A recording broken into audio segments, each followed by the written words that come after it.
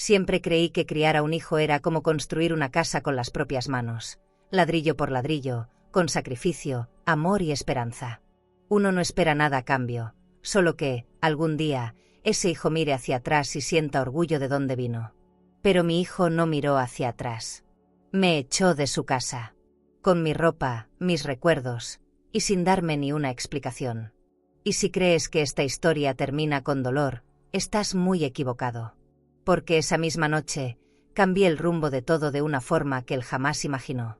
Quédate conmigo hasta el final, porque lo que pasó después, te va a tocar el corazón. Pero antes, cuéntame algo en los comentarios, ¿desde dónde estás viendo esta historia? Y no olvides suscribirte al canal para no perderte ni un solo capítulo, porque esta historia te va a atrapar desde el primer minuto. Mi nombre es Carmen Morales, tengo 70 años, y dediqué toda mi vida a darle a mi hijo lo que yo nunca tuve.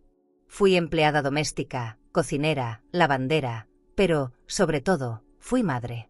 Y aún así, un día, me gritó en la cara que no valía nada. Y fue en ese instante que descubrí, cuando una madre deja de suplicar, el mundo entero empieza a escuchar. Regresaba del supermercado con las bolsas marcándome los dedos. Había caminado 4 calles cargando lo básico: arroz, frijol, pan, café. Nada especial, pero suficiente para que Esteban tuviera desayuno al día siguiente. Cuando llegué al portón de la casa, me detuve unos segundos para recuperar el aliento.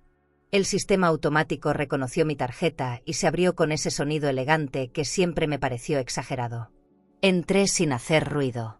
Lucía estaba en la terraza del jardín tomando vino tinto en una copa de cristal, recostada como si fuera la dueña de todo. Vestía una bata blanca y tenía puestos unos lentes oscuros que jamás usaba en interiores. Fingió no verme. Adentro, la casa olía a perfume importado y a velas aromáticas. Subí con cuidado para no molestar, aunque ya no sabía bien qué cosas les molestaban y qué no. Esteban estaba en la sala, frente a su laptop, con la televisión encendida mostrando noticias financieras. Llevaba puesta una camisa blanca de lino, uno de esos relojes que valen más que mi antigua casa, y una expresión que me hizo detenerme. Me acerqué despacio, con las bolsas colgando, esperando aunque fuera un saludo. Pero lo único que recibí fue una pregunta seca, sin emoción. «¿Otra vez gastaste? ¿Y con qué dinero, mamá?» No supe qué contestar al principio. «Con lo poco que me queda», respondí, bajando las bolsas sobre la isla de la cocina. Las manos me temblaban del esfuerzo, pero no era eso lo que más dolía. Esteban ni siquiera se acercó. Desde la escalera, Lucía soltó una risa. No fue escandalosa, pero sí lo bastante cruel como para helarme la espalda. Se acercó con paso firme, tomó una de las bolsas y la volcó sobre el suelo. Rodaron las latas, el pan se aplastó contra la alfombra. Esteban no dijo nada mientras ella me miraba como si yo fuera una intrusa. «Ya no podemos mantenerte», murmuró ella, sin siquiera mirarme a los ojos. Sentí que el cuerpo se me encogía. Me volví hacia Esteban, buscando en su cara algo de piedad. Un gesto. Una duda. Pero no había nada. Lo vi levantar las otras bolsas y arrojarlas junto a la puerta principal. «Trabaja o duerme en la calle, mamá. No es mi problema». No recuerdo cómo salí de ahí, ni en qué momento crucé el jardín sin mirar atrás. Solo sé que caminé hasta la acera, descalza de dignidad. Sentí las miradas de los vecinos desde sus ventanas grandes. Todos me vieron salir con las bolsas rotas y el corazón igual de hecho pedazos. Ninguno dijo nada. En barrios como ese, el silencio también se viste de traje. Caminé sin dirección fija hasta que encontré una banca frente a una fuente encendida. Ahí me senté, sin llorar, sin respirar del todo. Me dolía la espalda, pero más me dolía la forma en que mi propio hijo me había arrojado fuera de la casa que yo ayudé a levantar. Cada azulejo, cada lámpara, cada centavo de esa hipoteca inicial, salieron de mis años limpiando casas ajenas. Y sin embargo, hoy, el dueño era él. En sus ojos no había ni rastro de ese niño que abrazaba mis piernas cuando tenía miedo. Solo quedaba un hombre elegante, frío, que medía a su madre en términos de gasto. Pasaron horas hasta que Dolores me encontró. Se alarmó al verme sola, sin bolso, con las manos marcadas por las bolsas que ya no estaban. Me preguntó qué había pasado, pero no pude contestar de inmediato. Solo le dije, me sacaron. Y ella no preguntó más. Me ofreció su sofá y una taza de café caliente. Me cubrí con una manta ligera mientras el sonido del reloj de pared marcaba la noche. En su casa no había lujos, pero me sentí más segura ahí que en cualquier rincón con piso de mármol y lámparas de diseño. Cerré los ojos. Pensé en la llave que aún tenía en mi bolsillo. Esa llave, la habían olvidado. Cuando me echaron, no pensaron en que seguía teniéndola. Era vieja, de metal desgastado, con una marca que decía respaldo. Nadie la usaba desde que pusieron el nuevo sistema digital. Pero yo la guardé. Siempre lo hago. Porque aprendí que todo lo que brilla se puede apagar, pero lo que se guarda cerca del corazón, eso no lo quita nadie. Esa noche dormí poco, pero con una decisión creciendo en el pecho. Tal vez no tenía casa, ni ropa planchada, ni respeto, pero tenía algo más. Algo que ellos habían subestimado por completo: memoria. Mientras escuchaba a Dolores acomodar su cocina antes de dormir, abrí mi bolso viejo y empecé a revisar papeles que llevaba ahí desde hace tiempo. Recibos, copias de cheques, contratos guardados sin orden. Lo que para ellos era basura, para mí era historia. Y entre todo eso, encontré una carpeta gris. Se notaba el paso de los años. Adentro estaba la escritura original de la casa. A mi nombre. Con mi firma. Recordé cuando la firmé, con las manos temblando de emoción y miedo. Él no tenía edad legal aún. Solo era un joven con sueños grandes. Y yo, la mujer que creyó que el amor bastaba. Cerré la carpeta, la metí de nuevo en el bolso y apagué la luz. Dolores ya roncaba en el cuarto de al lado. Me recosté en el sofá, mirando el techo como si ahí pudiera encontrar una respuesta clara. Pero no la había. Solo preguntas. ¿Cómo se llega al punto de despreciar así a quien te dio la vida? ¿En qué momento el poder reemplaza el cariño? Sentí el pulso en las muñecas, fuerte, vivo. No lloré esa noche. Solo pensé. Porque el llanto desgasta, pero el silencio planifica. Y yo ya había decidido que, al amanecer, esa casa dejaría de ser de ellos. Y volvería a ser mía. Desperté con un nudo en el cuello y la boca seca. Dolores ya estaba en la cocina, batiendo algo en una olla que olía a vainilla. Le agradecí sin decir palabras. A veces el cuerpo entero agradece sin necesidad de la voz. Me senté en la mesa con la carpeta gris aún entre las manos. Ella la vio y frunció el ceño. ¿Qué traes ahí, Carmen?, preguntó, con esa mezcla de curiosidad y miedo. La abrí despacio, como si lo que estuviera dentro aún pudiera morderme. Le mostré las hojas con timbres oficiales, los nombres, las firmas. Todo estaba en regla. La casa es mía. Legalmente. Siempre lo fue. Dolores se quedó mirándome en silencio, como si intentara atar los años con esa revelación. Le conté que yo la había comprado con el dinero de una herencia pequeña que me dejó mi madre. Que puse a Esteban como residente, pero nunca como propietario. Que Lucía jamás firmó nada. Ella suspiró fuerte. ¿Y por qué nunca dijiste nada?, me preguntó, limpiándose las manos en el delantal. Yo no supe cómo explicarlo. Cuando una da todo por amor, no se guarda nada. Ni siquiera los títulos.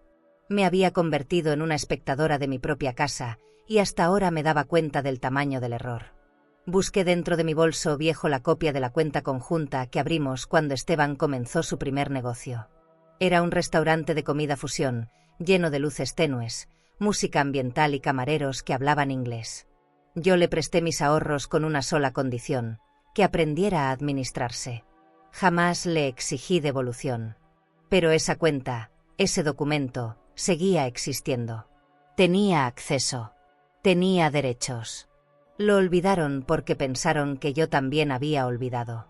Reuní todo lo que pudiera probar que mi nombre no era decorativo. Era legal. Era legítimo. Y, sobre todo, era una advertencia silenciosa que ellos nunca vieron venir. Me fui al centro en un taxi sencillo. El chofer me miraba por el espejo retrovisor, quizás pensando que hacía una señora mayor sola y tan callada. Llevaba los papeles en una carpeta nueva, comprada en una papelería de barrio. Nada elegante, pero suficiente. Bajé frente a un edificio con fachada de vidrio y seguridad privada. En recepción pedí hablar con el licenciado Aguirre, un abogado que alguna vez me ayudó a revisar los contratos del restaurante. Me recibió con una sonrisa amable, aunque algo distante. No me reconocía al principio, pero cuando le dije mi nombre completo, cambió el tono. Nos sentamos en una sala con sillones de piel oscura, donde una asistente trajo agua mineral y galletas. El ambiente olía a incienso caro, como esos spas de lujo donde solo entran con cita previa. Le conté todo, sin adornos. Cómo me sacaron, cómo despreciaron mis años, cómo pensaron que podían borrar mi historia con muebles italianos. Él me escuchó, serio, sin interrumpir. Revisó los papeles uno por uno. Al final, levantó la vista y me dijo: «Señora Carmen, tiene usted más poder del que imagina. ¿Qué desea hacer con todo esto?». Me quedé en silencio. No era venganza lo que buscaba. Quiero que sepan que no estoy muerta. Que todavía respiro. Que lo que tengo me lo gané. Respondí con voz firme, más fuerte de lo que me había escuchado en años. Él asintió, sacó su agenda y empezó a anotar cosas. Habló de medidas preventivas, de acciones legales, de proteger mis derechos. Me sentí rara. Como si después de décadas siendo invisible, de pronto alguien pusiera atención a mis palabras. Me explicó que podía solicitar un congelamiento de bienes si demostraba propiedad, que podía revisar el uso de la cuenta bancaria, que tenía opciones. Y eso ya era mucho. Salí del despacho con los papeles de nuevo en la mano, pero con otra postura. No más encorvada. No más apurada. El viento me pegó en la cara y por primera vez no tuve miedo. Volví a casa de Dolores caminando, sin prisa. Ella me estaba esperando con 2 tazas de café listas. Le conté todo. Me escuchó sin interrumpir, con los ojos abiertos como si estuviera viendo una película. «Entonces, ¿vas a hacerlo?», preguntó. «Ya lo hice», respondí. Porque para mí, el acto más grande no fue firmar nada. Fue levantarme. Fue decir, basta. Y esa decisión ya no tenía marcha atrás. Esa noche no dormí, pero tampoco lo necesitaba. Me senté frente a la ventana del cuarto de huéspedes y miré la calle vacía. Pensé en Esteban, en Lucía, en cómo se reirían si supieran que estaba ahí, durmiendo en casa ajena, con una carpeta de documentos como único respaldo. Pero eso era solo una parte de la historia. La otra parte era que esa carpeta tenía la fuerza de todos mis años en silencio. De cada turno extra, de cada plato que fregué para que él pudiera estudiar. Y aunque no sabían lo que estaba por venir, yo sí. Y eso me alcanzaba para respirar más profundo. El lunes por la mañana, el licenciado Aguirre me envió un mensaje: «Estamos listos. Hoy inicia el proceso». Sentí un escalofrío que no era miedo. Era algo parecido a justicia. O tal vez era solo mi cuerpo recordando que aún podía luchar. Dolores me abrazó antes de salir. Me deseó suerte, pero yo no creía en la suerte. Creía en la memoria, en los papeles bien guardados y en el amor propio que, aunque tarde, por fin estaba despertando. Sabía que lo que vendría no sería fácil. Pero también sabía algo más. No me iban a volver a hacer a un lado. No esta vez. A los 3 días de haber iniciado el proceso legal, empecé a notar las primeras grietas en el mundo perfecto de mi hijo. Dolores me mostró una publicación que Lucía subió en sus redes sociales. Sonreía en la terraza del club privado, rodeada de mujeres vestidas con ropa de diseñador y copas de champán servidas en charolas de plata. Era una de esas fotos que se toman para que otros envidien, no para guardar el recuerdo. Abajo, escribió: «Nada ni nadie me quita la paz». Me causó una punzada en el estómago. ¿Paz? ¿De verdad creía tenerla? El silencio no era olvido, era estrategia. Yo seguía reuniendo papeles con Aguirre. Extractos bancarios, contratos, hasta copias de recibos de mantenimiento que estaban a mi nombre.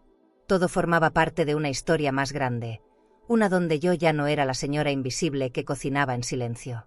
Mientras tanto, Esteban empezó a recibir cartas del banco. No sabía de qué se trataban al principio, pero su reacción fue inmediata. ¿Qué es esto? ¿Por qué me congelaron la cuenta conjunta? Gritó una noche por teléfono. Su tono era de rabia, pero también de sorpresa. Pensaba que el dinero era suyo, aunque jamás se preguntó de dónde había salido. No le respondí ese día. Me limité a colgar. Dolores me miró desde la sala, esperando que dijera algo. No dije nada. Guardé el teléfono en mi bolso de cuero, uno viejo, pero fuerte, y me senté a seguir leyendo los documentos. Aguirre me había explicado que el siguiente paso sería solicitar revisión sobre la propiedad de la empresa. No era venganza. Era orden. Si las cosas llevaban mi firma, mi dinero y mi historia, entonces debían ser vistas como lo que eran, mías. Me costó años aceptar que yo también tenía derecho a reclamar. Pero ahora que lo sabía, no iba a soltarlo. Lucía publicó otra foto, esta vez en un restaurante elegante, de esos con velas encendidas, manteles blancos y platos que parecen cuadros. Esteban sonreía al fondo, pero sus ojos ya no brillaban. Algo dentro de él había empezado a temblar. Supe que recibieron la notificación legal porque Aguirre me escribió esa misma tarde. Me dijo que Esteban no quería hablar, que había pedido tiempo para resolverlo internamente. Pero el silencio no borra documentos. Tampoco detiene procesos. Aguirre insistía en que yo estaba haciendo lo correcto. Me preguntó cómo me sentía. Y no supe qué contestarle. Porque sentir es lo que menos hacía. Esa noche soñé con la casa. Estaba vacía, sin muebles, sin cuadros. Solo paredes blancas y eco. Caminaba por el pasillo principal y todo sonaba hueco. En la cocina no había ruido de ollas, ni olor a café. Me desperté con los ojos secos, pero el corazón apretado. Había algo triste en saber que una casa tan llena de cosas podía estar tan vacía de afecto. Esteban y Lucía vivían entre objetos caros, pero no tenían nada que yo envidiara. ¿De qué sirve tener una lámpara de cristal si nadie se sienta contigo bajo su luz? Pensé en eso mientras me preparaba un té. A la mañana siguiente, Aguirre me citó en su oficina. Llevaba puesto un saco gris con pañuelo en el bolsillo, zapatos lustrados y un reloj que hablaba de puntualidad, no de ostentación. Me recibió con respeto. Me senté frente a él, y sin rodeos me dijo que el abogado de Esteban había pedido una reunión. No para negociar, para entender mejor el reclamo. Yo sabía lo que significaba. No querían perder lo que nunca les perteneció. Aguirre me preguntó si quería asistir. Asentí sin dudarlo. Había pasado años dejando que otros hablaran por mí. Ya era hora de usar mi propia voz. El día de la reunión, llegué 10 minutos antes. Me senté en una sala con aroma a madera pulida y revistas de arquitectura en la mesa central. Lucía llegó primero, vestida de blanco, con un bolso de diseñador colgando del brazo y gafas oscuras, aunque estábamos bajo techo.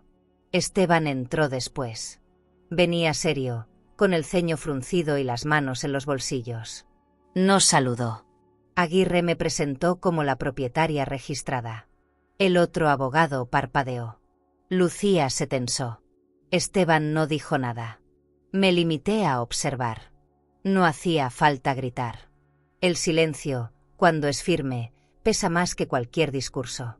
Vi a Esteban jugar con su pluma de tinta, esa que le regalé el día que firmó su primer contrato. No podía sostener mi mirada. Aguirre habló con calma, explicó cada documento, cada cláusula. Yo solo intervenía para afirmar. Nada más. Cuando la reunión terminó, Lucía salió sin despedirse. Esteban se quedó un segundo más. Me miró por fin. Y aunque no dijo una sola palabra, su expresión fue distinta. Por primera vez, no era de enojo. Era de miedo. Y esa mirada me acompañó todo el camino de regreso, como un eco de lo que estaba por venir. No recuerdo con precisión cuándo empezó Esteban a avergonzarse de mí, pero hay un momento que no he podido sacar de mi memoria. Fue durante un brunch que organizó para sus socios, en la terraza de un hotel boutique en la zona más cara de la ciudad. Me pidió que lo acompañara, según él, para representar el origen humilde de la empresa. No entendí qué significaba eso hasta que me sentaron en una mesa lejana, cerca del servicio, mientras él se reía con gente vestida con ropa italiana, todos bebiendo jugos servidos en copas como si fueran vino. Yo solo quería mirarlo con orgullo. Al llegar me dijeron que la blusa que traía no era adecuada para el ambiente. Lucía me llevó al baño y me pasó una prenda de seda beige, con etiqueta todavía colgando. «Póntela, la otra es muy simple», dijo, sin mirar mis ojos. Me sentí ridícula, pero me la puse. En ese momento pensé que era por educación. Ahora sé que era por vergüenza. Durante la comida, alguien le preguntó de dónde venía el nombre del restaurante. Esteban rió y respondió: «Mi madre viene del pueblo, no sabe nada de vinos, pero hizo lo que pudo». Sentí que el suelo se me abría bajo los pies. No supe si levantarme o fingir que no me importaba. Apreté la servilleta entre los dedos como si fuera una cuerda que me impidiera caer. Nadie dijo nada. Lucía sonrió como si nada. Fue ahí donde entendí que para ellos yo era solo una anécdota pintoresca, una figura útil para las fotos, pero completamente descartable. Me dolió más que cualquier grito. Ese desprecio envuelto en elegancia fue la primera herida que no cicatrizó. Yo, que había fregado pisos para que Esteban pudiera ir a la universidad, ahora era tratada como una sombra decorativa. Todo por no saber de vinos ni de marcas. Desde ese día empecé a notar que mi nombre no aparecía en ningún sitio público. En entrevistas decía que había salido adelante solo. En la web del negocio no mencionaban nada sobre los préstamos iniciales. Me borraron, pero no de los papeles. Me borraron de la historia que contaban a los demás. Yo seguía pagando mantenimiento del local con mi cuenta, seguía figurando como socia silenciosa en la documentación legal, pero en sus cenas, en sus brindis, yo no existía. La ropa de diseñador y los bolsos de lujo no tapan la ingratitud, solo la maquillan. Y algún día, el maquillaje se corre. Cuando empecé a reunir documentos con Aguirre, volví a encontrar mi nombre en todas partes. Era como si el pasado se reescribiera con tinta permanente. Recordé las veces que Esteban me pedía firmar solo por si acaso. Y yo firmaba, porque confiaba. No quería poder. Solo quería verlo feliz. Jamás me interesaron los títulos, ni las transferencias, ni tener cuentas a mi favor. Pero ahora veía que esa confianza fue usada para borrarme del mapa. Y eso, ya no estaba dispuesta a permitirlo. Aguirre me miraba con asombro cada vez que aparecía una nueva prueba con mi firma. Una noche, sola en el cuarto de Dolores, saqué una carpeta donde guardaba facturas, correos y documentos notariales. Encontré uno que me hizo temblar, el acta donde se me otorgaba poder administrativo sobre la empresa. Nunca lo había usado. Jamás lo había mencionado. Esteban me lo pidió cuando buscaba inversionistas. Me dijo que solo era para cumplir con ciertos requisitos bancarios. Ahí estaba mi firma, clara, al lado de un sello que decía «Plenos poderes operativos». Cerré los ojos. Sentí una mezcla de rabia y claridad. Todo eso lo había olvidado porque no pensaba usarlo. Pero ahora, todo había cambiado. Al día siguiente fui al despacho de Aguirre y le mostré el acta. Me miró como si hubiera visto un arma cargada. Sonrió por primera vez desde que empezamos. Me dijo que eso era más que suficiente para tomar control legal de la empresa si así lo deseaba. Me preguntó si estaba segura. No le respondí de inmediato. Me levanté, caminé hasta la ventana, miré el tráfico, la ciudad que tantas veces recorrí en camiones para llevar comida a casa. Estoy más segura que nunca, dije, sin temblar. No buscaba humillar. Buscaba restaurar. Y ahora tenía en mis manos todo lo que me habían negado. Esteban no supo de inmediato lo que estaba ocurriendo. Pero la estructura que tanto presumía empezó a temblar. Aguirre movió las piezas en silencio, con estrategia. Pedimos revisión de cuentas, activamos poderes, enviamos notificaciones.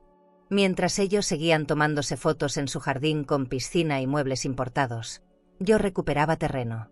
Y no me detuve. Porque entendí que si no lo hacía ahora, no lo haría nunca. Era mi momento. No para gritar, sino para poner todo en orden. Sin ruido. Sin odio. Con la fuerza de alguien que ya no tiene miedo a perder, porque ya lo perdió todo una vez. ¿Y tú? ¿Alguna vez te hicieron sentir que no valías nada solo por no vestir igual, ¿Por no saber lo mismo? ¿Por venir de otro lugar? Lucía tenía una forma muy particular de quejarse. Nunca gritaba, nunca levantaba la voz, pero cuando algo le faltaba, todos lo sabían. Esa mañana, despertó al personal de servicio con un escándalo contenido. Un collar de diamantes había desaparecido. Estaba en el tocador, justo al lado del estuche del perfume. Es imposible que se haya perdido solo, decía, con los brazos cruzados y una bata de satén que parecía más cara que mi pensión mensual. Yo escuchaba desde la sala, sentada en silencio, con las manos sobre el regazo. No dije nada. Sabía que no tardarían en mirarme como sospechosa. Y así fue. Esteban bajó las escaleras, visiblemente molesto, y en cuanto me vio, su mirada cambió. No me gritó. Solo me observó con ese gesto que ya conocía, decepción anticipada. «Mamá, ¿tú lo viste?», preguntó sin una pizca de suavidad. Lo negó con la cabeza, muy despacio, como si mi silencio fuera un idioma que él ya no quería entender. Lo curioso es que ese collar, yo lo conocía bien. Lo habíamos comprado juntos. O mejor dicho, lo había pagado yo. Era una pieza exagerada, con un dije en forma de lágrima, que Esteban eligió durante un viaje a Cancún para su aniversario con Lucía. Recordé perfectamente aquel día. Entramos a una joyería en una plaza con aire acondicionado tan fuerte que dolían los huesos. Me pidió que pagara con mi tarjeta secundaria, solo por ahora, porque su cuenta principal estaba en revisión. Nunca me devolvió ese dinero, y tampoco lo volví a mencionar. Así funcionaban las cosas en mi familia. Yo prestaba, ellos olvidaban. Pero esa vez, tenía los recibos. Esa mañana, mientras Lucía buscaba entre los cojines del sofá y Esteban interrogaba a la cocinera, yo abrí mi carpeta gris y saqué la copia del pago. Estaba archivada entre otros gastos que nadie recordaba. Dolores fue quien me ayudó a organizar esos papeles. Tenía un sistema con etiquetas de colores y sobres plásticos. Cuando se lo mostré, levantó una ceja. «¿Y si se los mandas?», me dijo, como si fuera una idea sencilla. Y lo hice. No les avisé. No les advertí. Solo tomé una foto nítida del recibo, el nombre de la joyería, el monto exacto, la fecha, y la envié al grupo de WhatsApp de socios donde ellos compartían logros y cenas elegantes. No escribí nada más. Solo dejé la imagen ahí, como quien deja una bomba de tiempo sobre una mesa de vidrio. El efecto fue inmediato. Lucía salió de la casa esa misma tarde, con pretexto de airearse.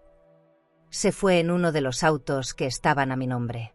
Lo supe porque recibí la notificación del seguro en mi correo. Mientras tanto, Esteban no me habló en todo el día. Caminaba por la casa como una sombra con trajes caros. Yo ya no temía su silencio.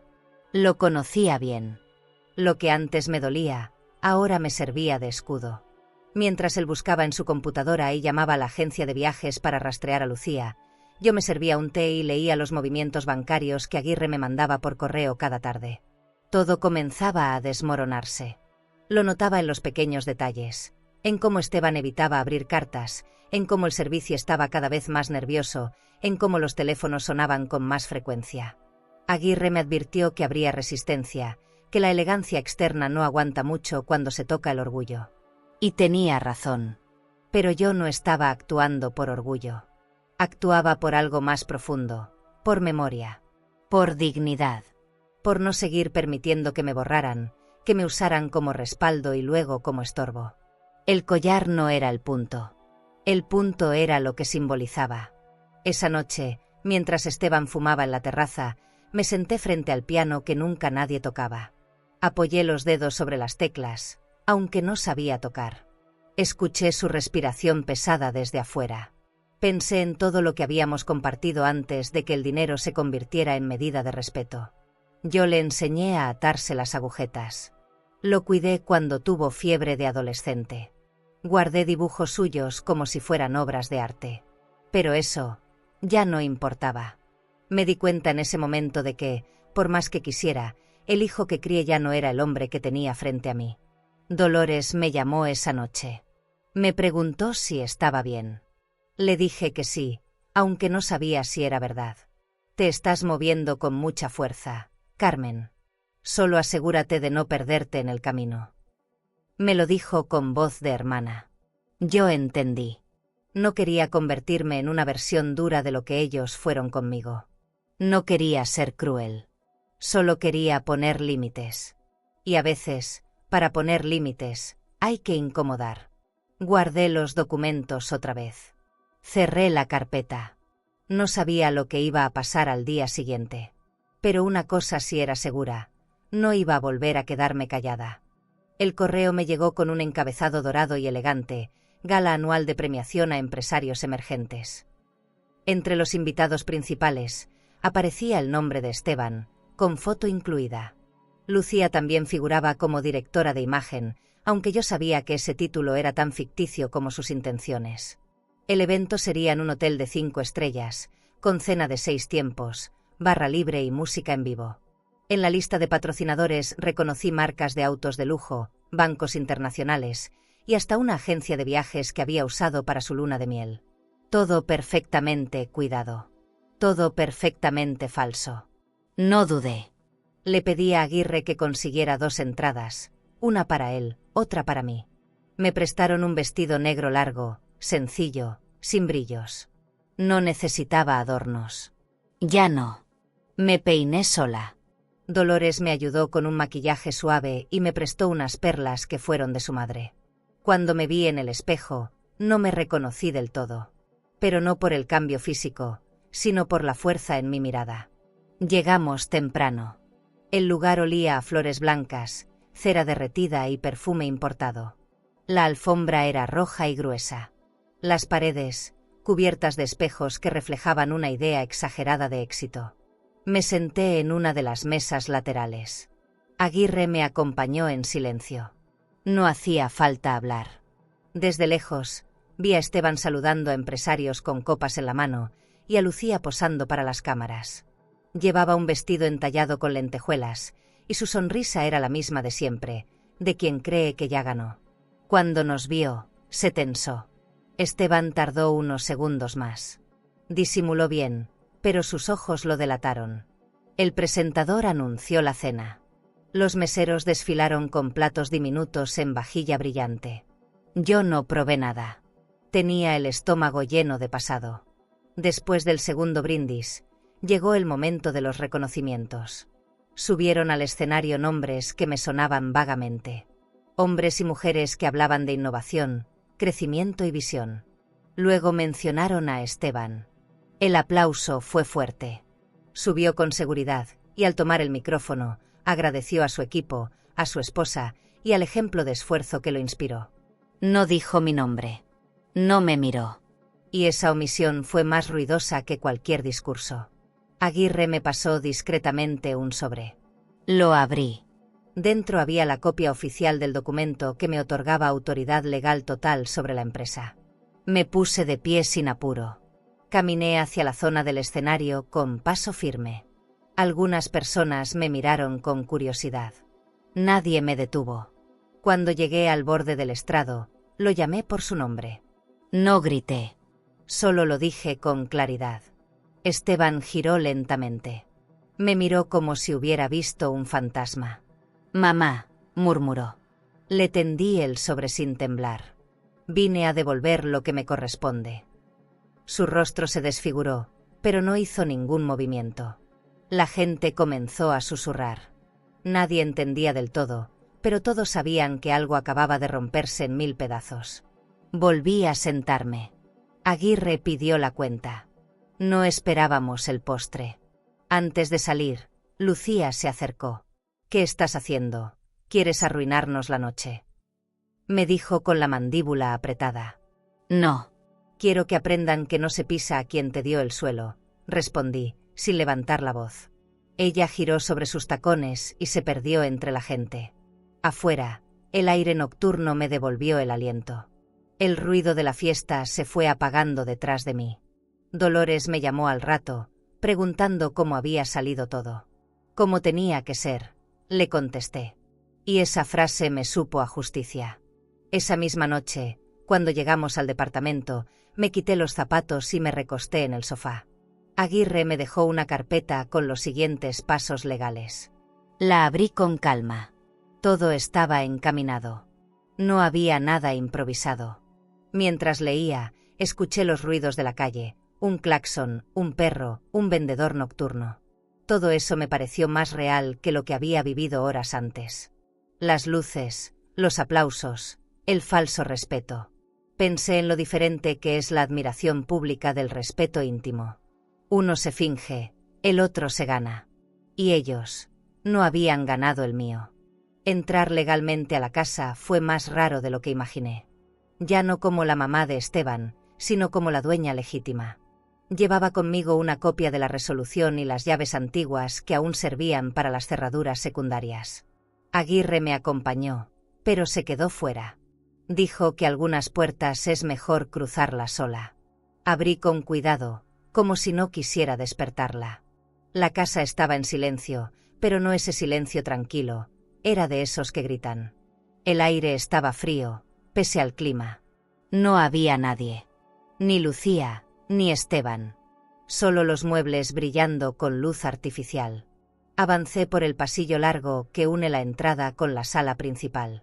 Las paredes estaban cubiertas con cuadros modernos, casi todos sin alma. Toqué uno. El marco era de madera tallada, pero su interior decía muy poco. Entré al comedor, donde la mesa de mármol seguía puesta como si esperaran visitas. Platos finos, cubiertos dorados, copas altas. Todo impecable, como en las revistas de decoración. Pero no había rastro de vida. Ni una flor natural, ni una vela usada, ni una risa guardada en el aire. El lujo sin alma, pesa. Me senté unos segundos, en silencio. No me sentí en casa.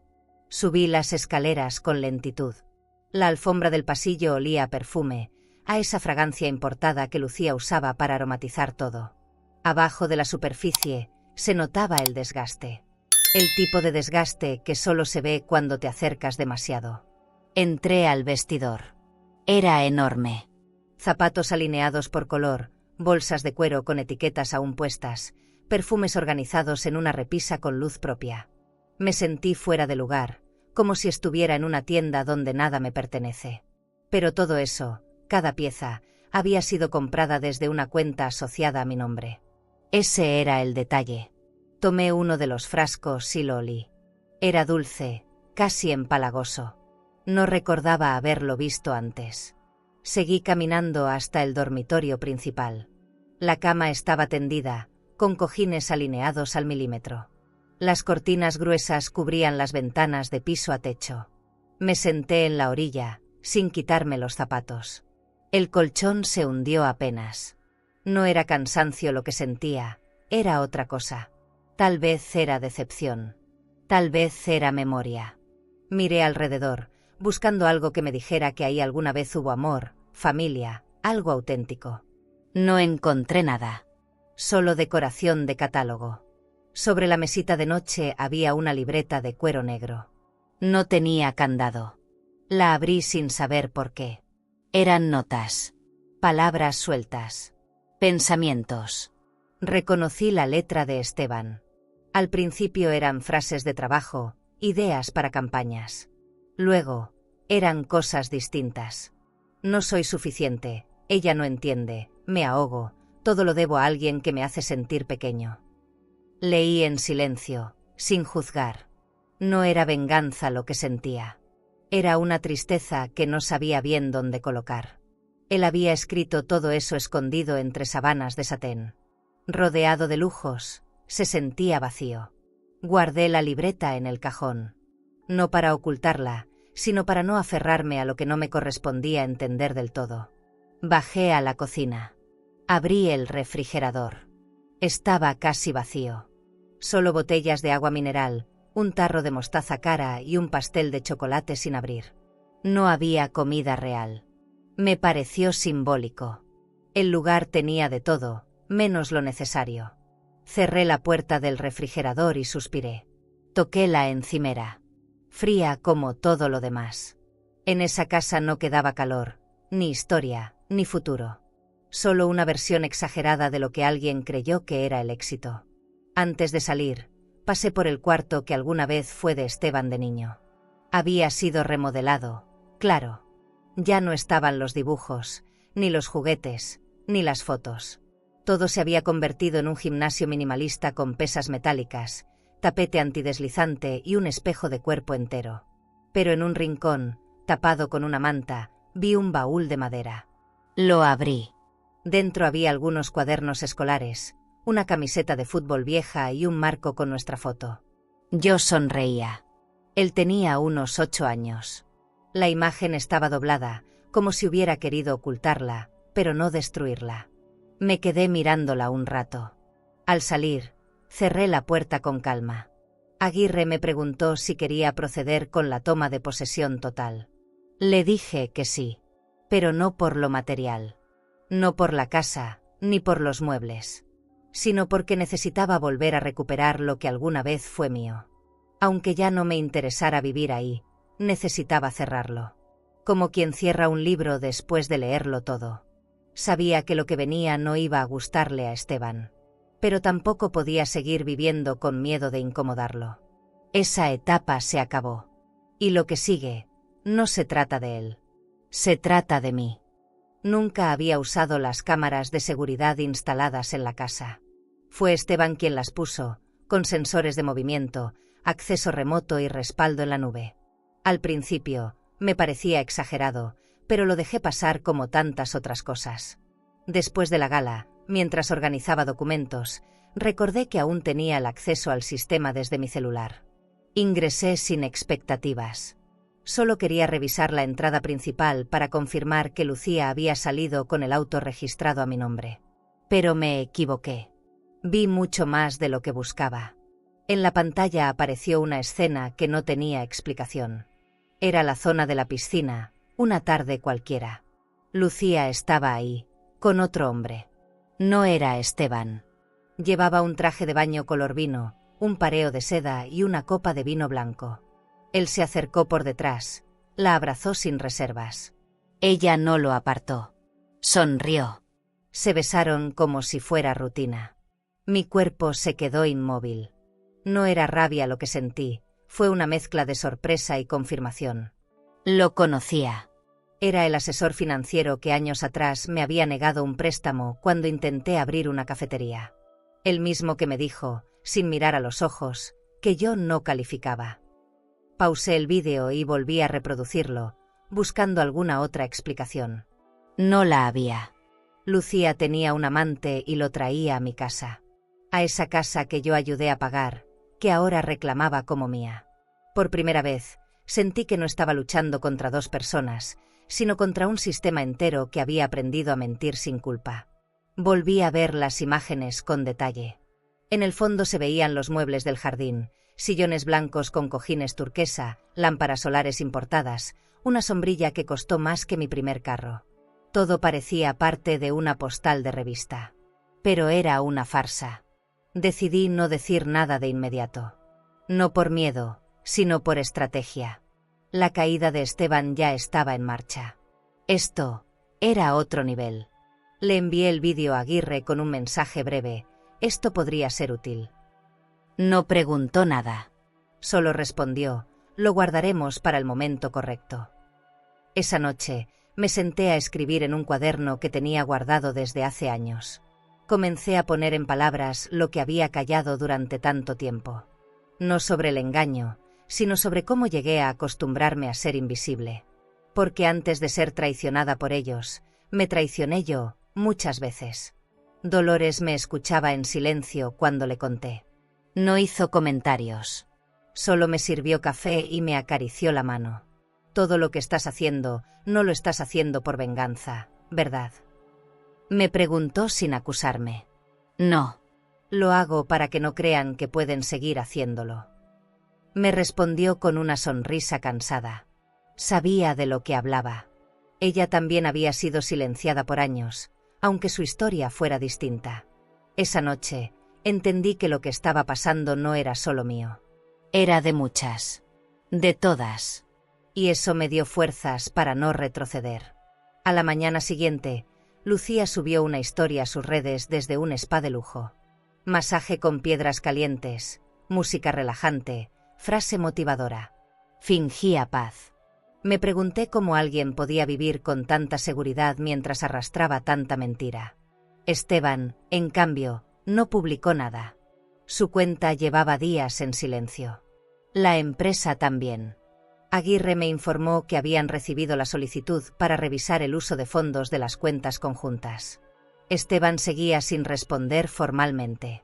Esa falta de movimiento me decía más que cualquier excusa. Sabía que el agua ya le llegaba al cuello. Almorcé sola ese día.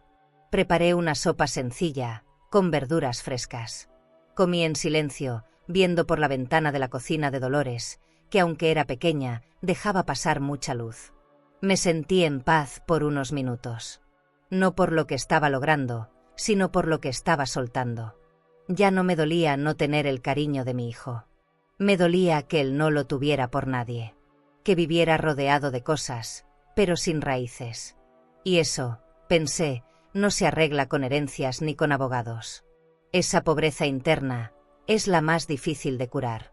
Más tarde, revisé una vez más el correo. Había una notificación del banco, acceso denegado a cuenta principal por solicitud de titular original. No me tembló el pulso. Cerré la ventana del navegador y suspiré. No era el dinero. Era el reconocimiento. La cuenta estaba a mi nombre desde el inicio.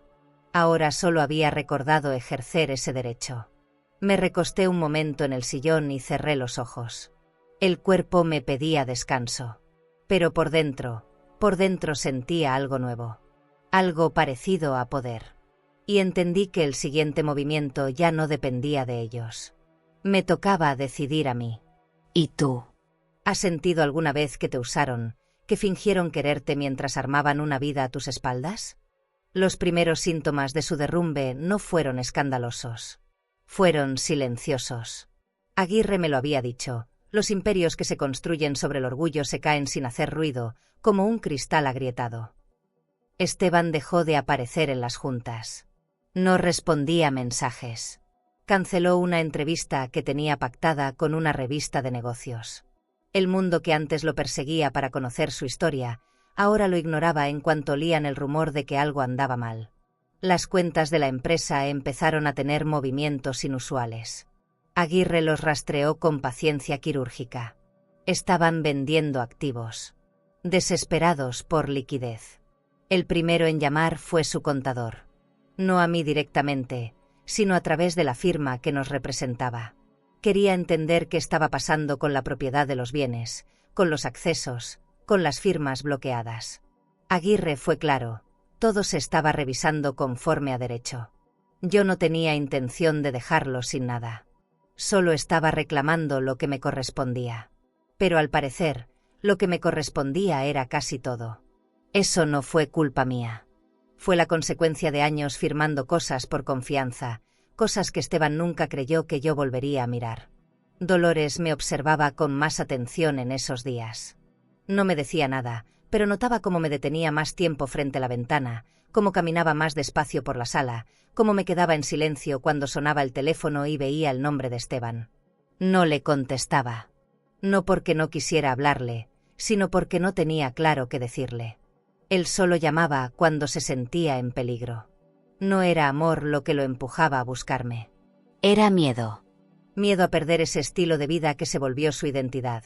Los trajes a la medida, el club exclusivo, la imagen de empresario ejemplar. Lucía no volvió a casa.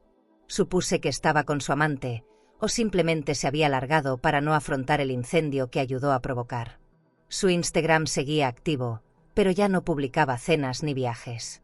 Solo frases vagas sobre empezar de nuevo, dejar ir lo que no te suma y otras superficialidades disfrazadas de sabiduría. Yo no la juzgaba. No tenía energía para eso. Pero si me preguntaba cuántas versiones de sí misma había creado para sobrevivir. Tal vez, como yo, también llevaba años fingiendo. La diferencia era que yo no lastimé a nadie por sostener una máscara. Una mañana, mientras preparaba café, Esteban vino a verme. Sin avisar. Dolores lo hizo pasar. Lo reconocí de inmediato, pero algo en él estaba distinto. La camisa estaba arrugada, las ojeras marcadas, el gesto agotado. Se sentó frente a mí en la mesa del comedor. No traía portafolio, ni reloj caro, ni discurso preparado. Solo dijo: «¿Cómo hiciste esto, mamá?». Y yo tardé en responder. No porque no supiera la respuesta, sino porque no estaba segura de que él quisiera escucharla, con la misma fuerza con la que te crié. Eso le dije. Y no hubo más palabras por un momento. Se cubrió la cara con las manos y respiró hondo. No lloró, pero estaba al borde. Me preguntó si pensaba quitarle todo. Le dije que no, que solo estaba recuperando lo que él había querido borrar. Me miró con una mezcla de vergüenza y desconcierto, como si recién entendiera que yo no estaba actuando por odio, sino por necesidad, por una dignidad que había estado dormida demasiado tiempo. Me pidió una oportunidad para explicarse. No se la negué, pero tampoco se la di en ese instante. Le dije que necesitaba pensar, y que no era él quien ponía los tiempos ahora. Después de que se fue, me encerré en el cuarto de Dolores. Me acosté en la cama con los ojos abiertos. Sentí un peso raro en el pecho. No era culpa. Era una especie de duelo. Porque entendía que, aunque Esteban estuviera vivo, el hijo que yo recordaba ya no existía. No del todo. Había algo nuevo en él, sí, algo más humano. Pero también mucho roto. Me pregunté si ese quiebre sería suficiente para que cambiara, o si solo era una reacción al miedo de perder lo material. Las heridas profundas no se curan con disculpas. Se curan con actos. Y yo necesitaba tiempo para verlos. Aguirre me dijo que, legalmente, teníamos todo en orden. Podíamos iniciar la transferencia de titularidad de la empresa completa. Le pedí que esperara. No porque dudara de mis derechos, sino porque había algo que todavía no cerraba del todo. Algo en mí seguía en pausa. Me tomé el día libre de papeles. Fui al parque con Dolores. Caminamos sin prisa. Nos sentamos en una banca a mirar pasar la gente. Vi a una madre peinando a su hijo en silencio. Y por dentro, me quebré. Porque me vi a mí. Hace 30 años. Peinándolo con cariño, soñando que él sería distinto. Y ahora, estaba ahí, pidiéndome perdón. No respondí su mensaje esa noche. Antes de continuarmos, si esta historia te está emocionando y quieres seguir acompañando relatos llenos de vida, dolor y transformación, no te olvides de suscribirte al canal. Aquí, cada historia tiene alma, y tal vez, alguna te ayude a sanar algo que ni sabías que seguía dentro de ti. Haz clic en suscribirse, y sigue este camino con nosotras. Me limité a mirarlo desde la pantalla. 3 palabras: perdóname, mamá. No eran suficientes. Pero tampoco eran poca cosa. Cerré el celular. Guardé la libreta donde anotaba todo lo legal. Me puse el suéter que más me gusta y me preparé un té caliente. Afuera comenzaba a llover. Me recosté junto a la ventana y dejé que el sonido de las gotas limpiara un poco el dolor. El perdón no llega cuando se pide. Llega cuando uno puede entregarlo sin perderse a sí misma. Y tal vez yo estaba empezando a encontrar ese lugar. La cita era en un centro de mediación privado, en un edificio con paredes de vidrio y recepcionistas de voz suave. Nos citaron a las 10 de la mañana. Llegué puntual, acompañada de Aguirre. Me prestó una carpeta de cuero con la documentación en orden, aunque ya no la necesitaba para sentirme firme. En la sala de espera, todo olía a desinfectante caro, de esos que huelen más a hotel boutique que a oficina legal. Me senté frente a una planta artificial perfectamente cuidada. A los 5 minutos, Esteban entró. Solo, con los hombros un poco caídos y sin su habitual reloj brillante. No cruzamos palabra. Lo miré de reojo. Tenía la barba crecida, el saco le quedaba suelto, y por primera vez en mucho tiempo, no parecía controlarlo todo. La mediadora, una mujer joven con voz empática, nos hizo pasar a una sala pequeña con una mesa redonda. Nos sentamos frente a frente.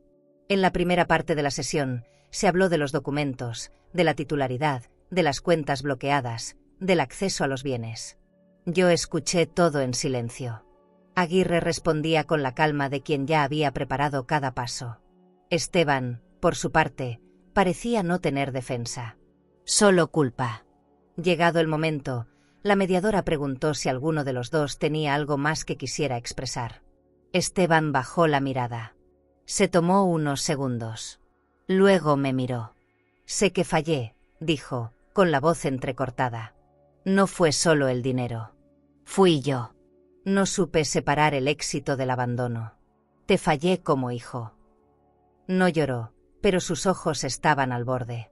Aguirre me miró, esperando que dijera algo. Pero no tenía una respuesta lista. Porque lo que Esteban pedía no era una firma. Era perdón. Y el perdón, al menos el verdadero, no se entrega como un cheque. Respiré hondo.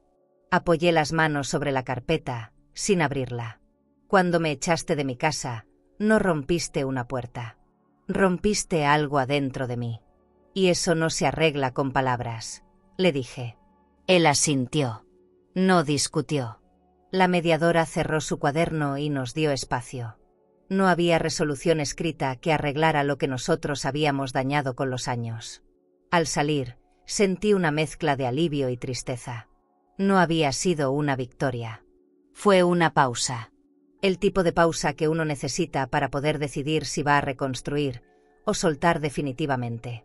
Esa misma tarde, Lucía fue declarada en rebeldía legal. No se presentó, ni contestó las notificaciones. Aguirre ya lo esperaba. Al parecer, había sacado del país una suma considerable de dinero días antes de que iniciara el proceso. Lo hizo a través de una cuenta secundaria que estaba a nombre de una empresa fantasma. La ironía era que esa transferencia también usaba fondos originalmente vinculados a una cuenta conjunta firmada por mí. En resumen, Lucía escapó con lo último que Esteban creía tener. Y yo, ni siquiera sentí satisfacción. Solo una extraña calma, como quien ve caer un muro que ya no necesitaba sostenerse. Esteban me llamó esa noche. No para pedir más. Solo para agradecer que me hubiera presentado. Me dijo que entendía si yo no quería volver a verlo. Que lo que había hecho no tenía excusa. Que ya no tenía auto, ni casa, ni empresa. Que solo le quedaba su nombre, y ni siquiera sabía qué hacer con él. Le respondí con una frase simple: lo que te queda es conciencia. Y eso no se compra. Ni se pierde cuando uno sabe usarla. Hubo un silencio largo. No sé si lloró. Yo no lloré. Ya no me quedaban lágrimas. Me quedaba claridad. Y eso era mucho más fuerte. Dolores me preparó una infusión para dormir. Me dijo que ahora venía lo más difícil, no la lucha, sino el después. El vacío que queda cuando ya no hay nada que defender. Me acosté temprano. No abrí carpetas. No revisé correos. Cerré los ojos y traté de recordar algún momento feliz con Esteban. Uno real. Uno puro. Me vino a la mente cuando me trajo una flor robada del parque. Tenía 5 años. Me dijo: te la doy a ti porque tú eres mi casa. Esa frase me quebró por dentro. Porque ahora, tantos años después, él se había quedado sin techo. Y yo sin hijo. Pero a veces, pensé, hay que perderse para volver a buscar el camino. Me aferré a esa idea.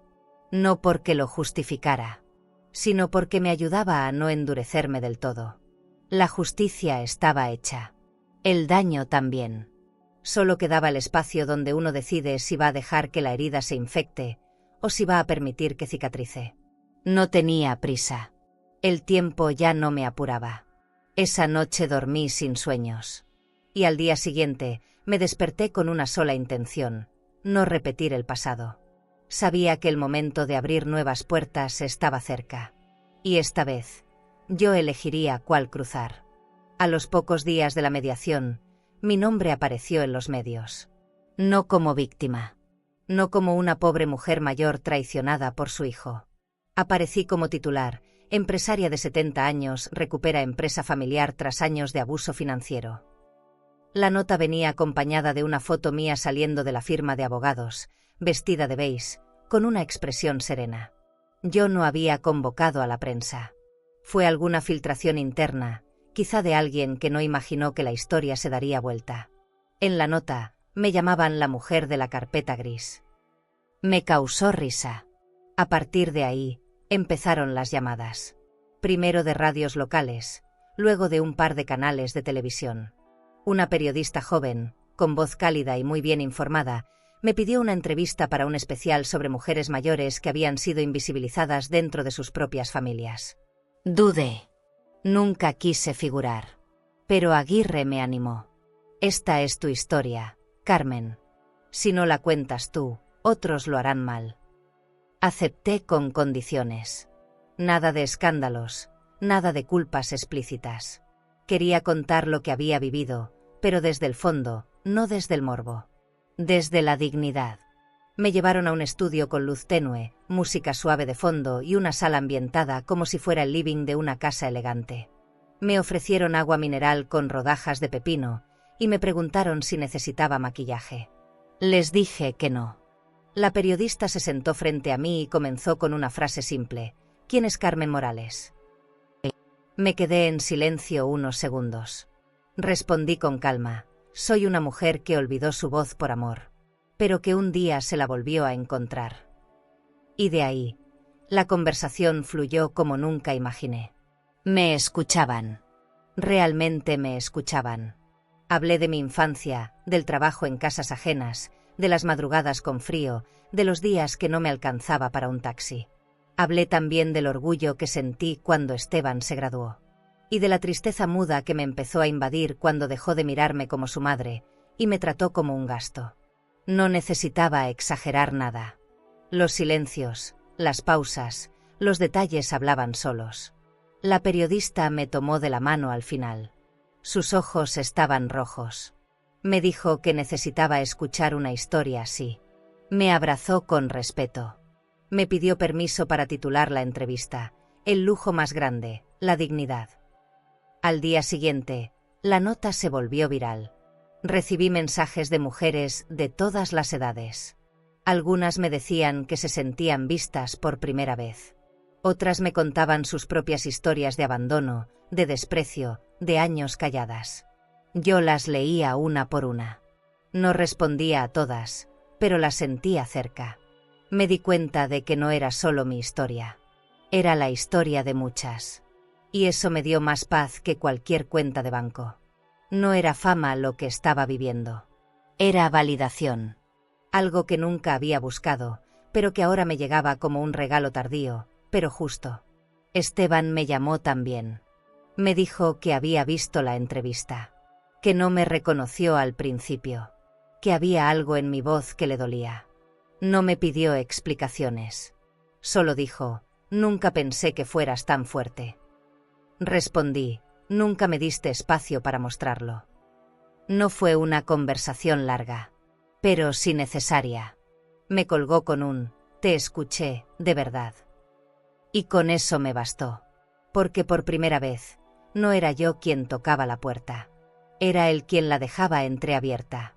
No sabía si algún día cruzaría de nuevo ese umbral, pero al menos, ya no me dolía tanto mirar hacia atrás. Ese mismo fin de semana, me invitaron a dar una charla en una fundación que ayudaba a mujeres mayores sin redes de apoyo. Fui sin pensarlo mucho. Me prestaron una sala con sillas blancas, flores sencillas y una pequeña mesa para dejar mis papeles. No llevé discursos escritos, solo el corazón abierto. Les conté lo que viví. No con odio, con claridad. Algunas lloraban, otras asentían en silencio.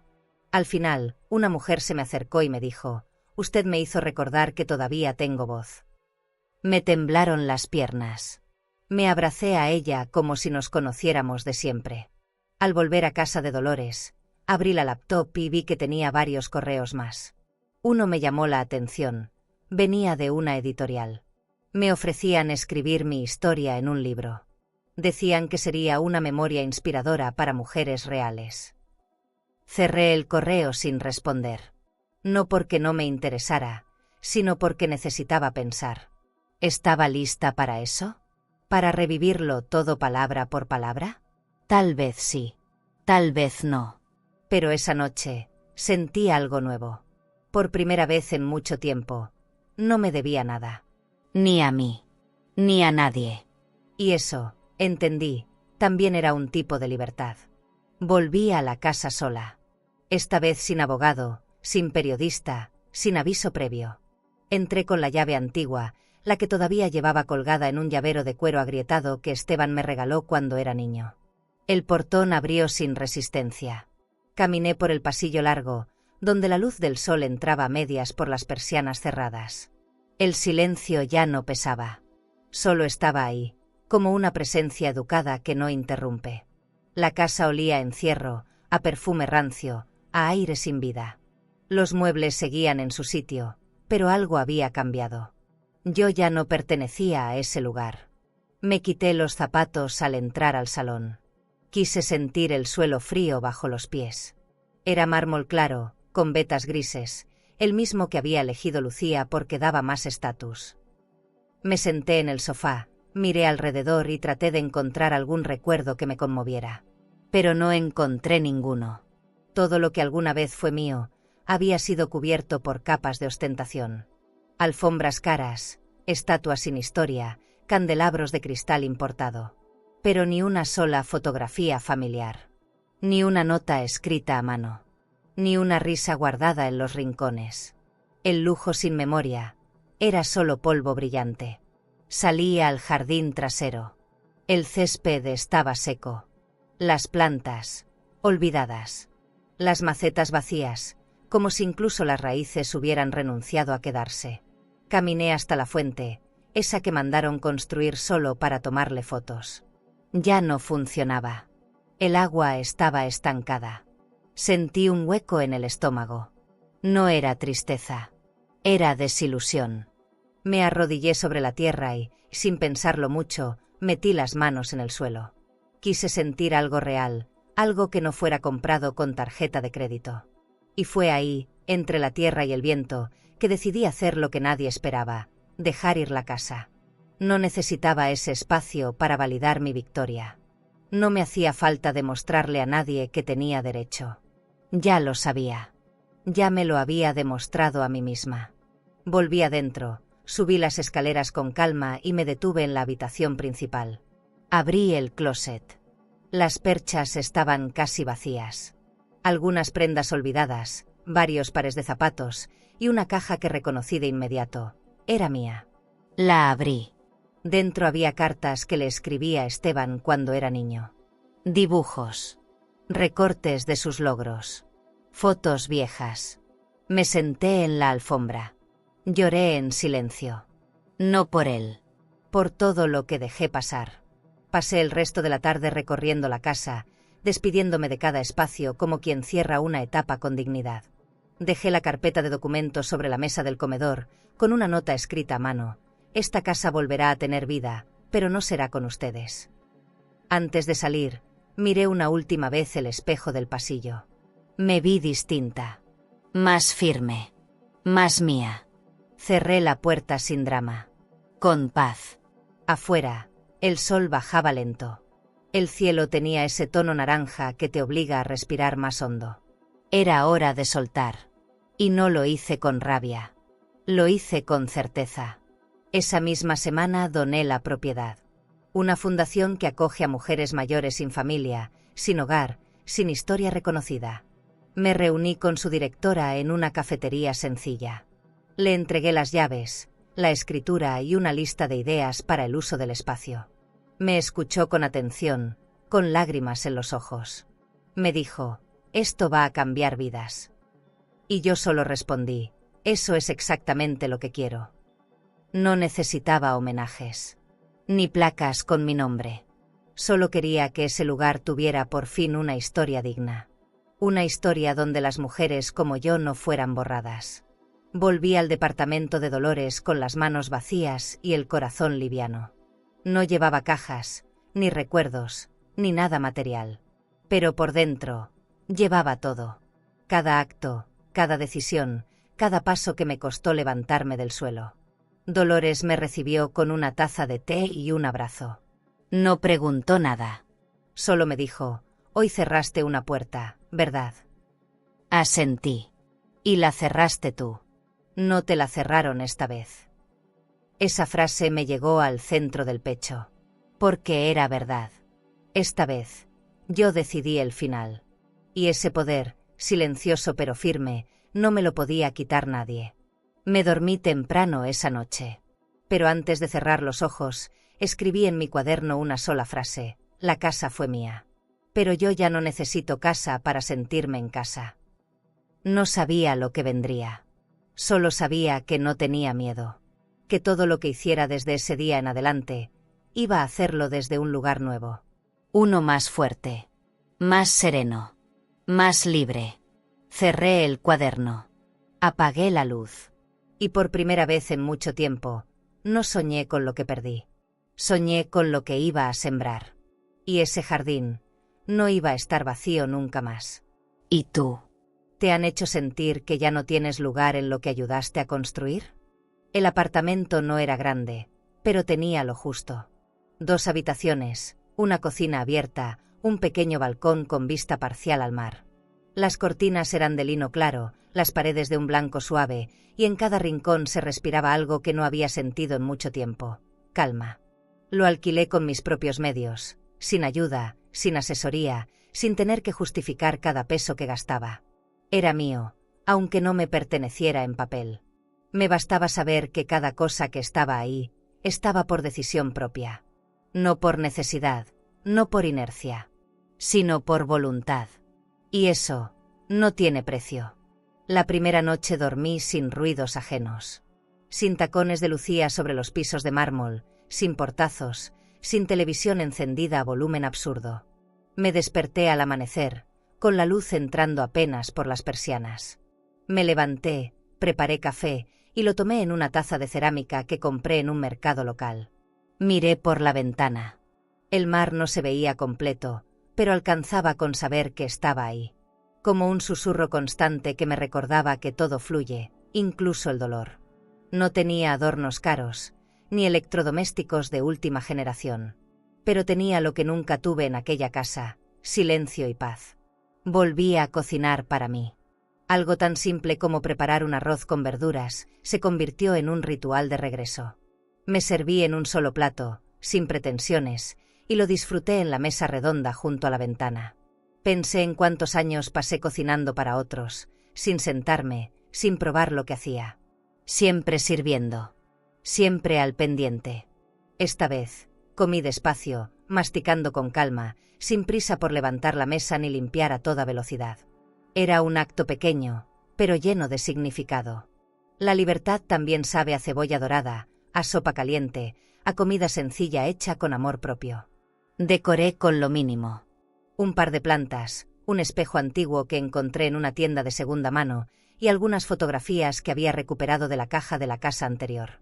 En una de ellas, salgo cargando a Esteban cuando tenía 3 años. La puse en la repisa, no como homenaje, sino como testigo. Porque esa parte de mi historia también merece un lugar. Aunque me haya dolido. Aunque ya no duela. No borré nada. Solo aprendí a poner cada cosa en su sitio. La foto está ahí, pero no me define. Lo que me define ahora es la mujer que logró sentarse frente a ella, y no llorar. Un día, fui caminando al mercado de la zona. La señora del puesto de frutas me reconoció por la entrevista. Me dijo que había visto el vídeo con su hija. Que habían llorado juntas. Me ofreció una mandarina. La tomé con gratitud. Me sorprendió lo fácil que era conectar desde lo simple. Sin máscaras, sin nombres compuestos, sin autos de lujo estacionados en la puerta. Regresé a casa con una bolsa de pan, queso y tomates frescos. Era poco, pero suficiente. Me senté en el balcón con los pies descalzos, viendo cómo el cielo se teñía de naranja. Me abracé las piernas y sonreí sola. Aguirre me llamó esa tarde para confirmar que todo lo legal había concluido. Las cuentas estaban a mi nombre, la empresa disuelta, la donación validada, los contratos cerrados. ¿Y ahora qué va a hacer, Carmen?, me preguntó. Respondí sin dudar: vivir tranquila. Me deseó suerte y me recordó que cualquier cosa que necesitara, él estaba ahí. Le agradecí. No sabía si volvería a necesitar un abogado. Pero saber que alguien me hablaba con respeto, ya era una victoria. Apagué el celular, lo dejé a un lado. Ya no había pendientes. Ya no había urgencias. Solo el día. Solo yo.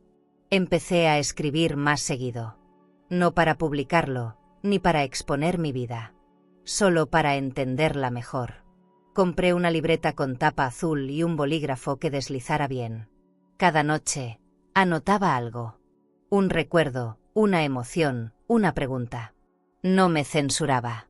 Me permitía todo. A veces escribía una sola línea. Hoy fui feliz sin darme cuenta. Otras veces, soltaba páginas enteras. No era terapia. Era una forma de acompañarme. De escucharme. Porque durante tantos años hablé bajito para no molestar, que olvidé cómo sonaba mi propia voz. Ahora la recuperaba, palabra por palabra, sin miedo. Esteban me mandó una carta. No un mensaje, ni un correo. Una carta. Escrita a mano. Con letra algo temblorosa. Decía que estaba trabajando en un centro comunitario, que había pedido ayuda para rehacer su vida, que no esperaba que yo lo perdonara, pero que quería contarme en qué andaba. Decía que entendía muchas cosas ahora y que había leído cada línea de aquella entrevista. Que por primera vez en años había dejado de justificarse. No supe qué sentir. Me quedé con la carta en las manos durante largo rato. No lloré. Solo la doblé con cuidado. Y la guardé entre mis páginas. Esa noche me recosté en el sofá con una manta ligera sobre las piernas. Miré las luces de la calle reflejarse en el techo. Sentí algo muy parecido a paz. No total, pero suficiente. El tipo de paz que te permite respirar sin sobresaltos. Cerré los ojos con la carta aún cerca. No sabía si iba a responderla. No sabía si quería. Pero si sabía esto, ya no me hacía daño. Y eso, para mí, era la señal de que algo profundo había sanado. Tal vez no todo. Tal vez aún había cicatrices por tocar. Pero estaba en camino. Y ese camino ya no se parecía en nada al que había dejado atrás. Abrí la caja de madera donde guardaba papeles viejos, sin buscar nada en especial. Solo quería ordenar un poco los recuerdos, sentir que tenía control sobre al menos una parte de mi historia. Entre sobres amarillentos, boletas de servicios antiguos y fotos dobladas, apareció un papel arrugado, casi como si se hubiera escondido a propósito durante años. Lo abrí con cuidado. Era una carta. Pequeña, escrita con lápiz y letra de niño. La firma decía Esteban, 7 años. Mi pecho se apretó sin aviso. Leí en voz baja, gracias por todo, mamá. Cuando sea grande, te voy a comprar una casa enorme. Me quedé sentada con esa hoja sobre las piernas durante largo rato. No lloré enseguida. Primero vino un silencio seco, como el que antecede a una tormenta.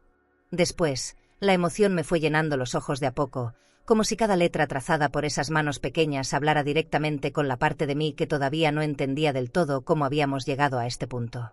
¿En qué momento se había roto esa promesa? ¿En qué parte del camino mi hijo dejó de querer regalarme un hogar, para terminar echándome del mío? Las preguntas dolían más que las respuestas que nunca llegaron. La carta tenía dibujos.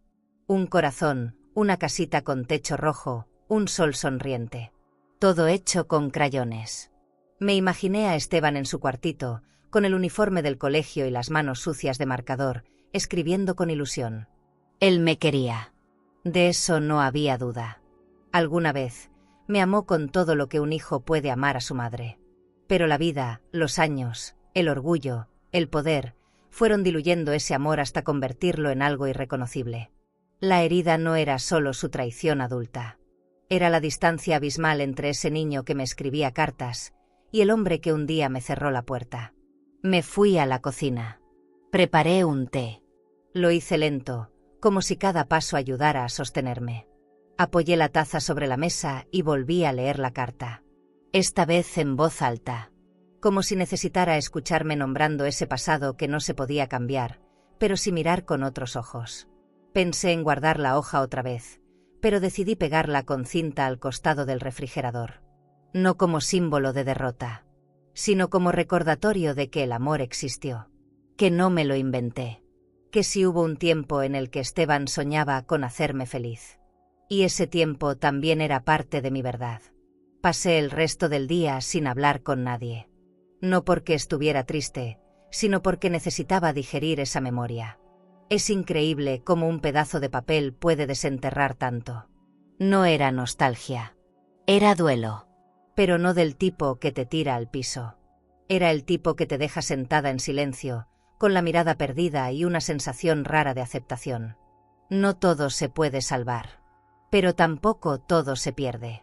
Yo había recuperado muchas cosas. Mi nombre, mi dignidad, mi independencia.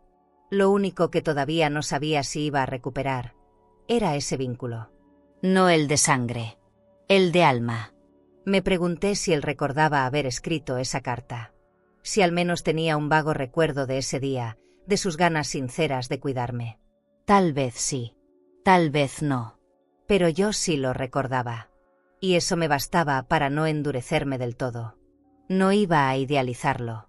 No iba a justificar lo que hizo. Pero tampoco iba a negar que lo crié con amor. Que hubo juegos, cuentos, abrazos interminables en las noches de fiebre, zapatos pequeños puestos con paciencia. Yo estuve ahí. Cada día. Cada paso. Y aunque él me olvidara, mi historia como madre no necesitaba de su memoria para validarse. A la noche, salí al balcón con la carta aún en la cabeza. El viento soplaba suave. Las luces de la calle titilaban como si también tuvieran algo que contar. Me senté con una manta sobre las piernas y miré el cielo. Recordé una frase que le decía a Esteban cuando era chico, antes de dormir: donde tú estés, mamá te va a abrazar con el pensamiento. Tal vez ahora, a la distancia, esas palabras todavía funcionaban. Tal vez, por dentro, él también tenía sus propias cartas guardadas. No lo sabía. Y no necesitaba saberlo. Lo único claro era que algo en mí se había movido. Volví adentro y miré la casa. Pequeña. Tranquila. Mía. Encendí una vela. No por cábala. Por paz. Me senté en la cama y abrí mi libreta azul. Escribí sin pensar demasiado. Hoy encontré una promesa olvidada. No se cumplió. Pero existió. Y eso ya es algo.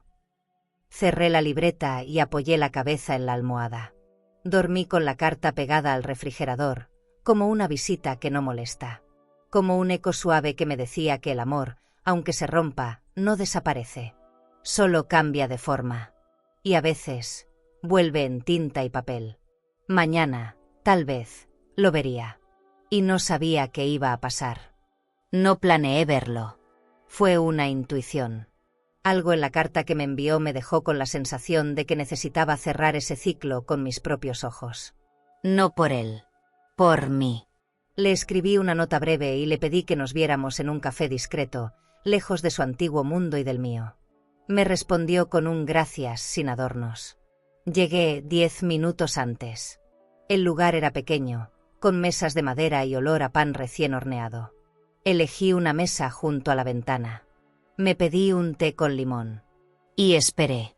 El reloj marcaba lento, como si supiera lo que venía. Esteban entró con paso indeciso. Llevaba una camisa sencilla, arrugada en los puños. Tenía el rostro más delgado, sin el brillo artificial que tanto lo acompañaba antes.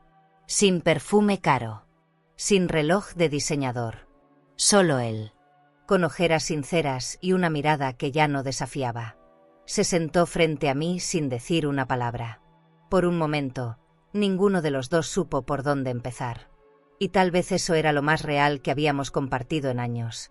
El silencio desnudo, sin estrategia. Me miró como si buscara algo. No sé si lo encontró. Pero al menos, no me desvió la mirada. Gracias por venir, dijo. Asentí con la cabeza. No respondí.